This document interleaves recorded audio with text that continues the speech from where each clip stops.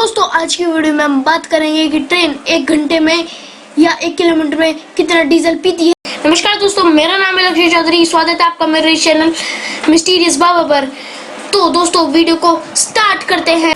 भारत के वर्तमान समय में इंडियन रेलवेज में दो तरह का डीजल लोकोमोटिव का इस्तेमाल किया जाता है। एक है एल्को और एक है ईएमडी। दोस्तों लोकोमोटिव का माइलेज हमेशा एक जैसा नहीं होता है, ये बहुत सारी चीजों पर डिपेंड करता है, जैसे कि लोकोमोटिव की स्पीड, टाइप, लोड और ग्रेडियंट। इन सब के हिसाब से लोकोमोटिव का माइलेज कम या ज्यादा होते रहता है। लेकिन जनरली ये देखा गया है कि 1000 टन के लोड को 1 किलोमीटर ले जाने में 3 लीटर डीजल इंजन पीता है। इस तरह यदि देखा जाए तो पैसेंजर ट्रेन में 24 से 25 कोच लगे हो तो इंजन 6 से 8 लीटर डीजल पीता है। इस तरह मालगाड़ी का डीजल इंजन 10 से 12 लीटर हर किलोमीटर पर पीता है।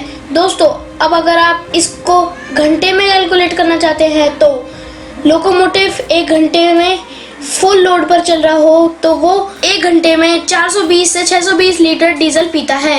अगर लोकोमोटिव इंजन ऑन खड़े रहे तो वो खड़े खड़े 1 घंटे में 20 से 24 लीटर पी जाते हैं।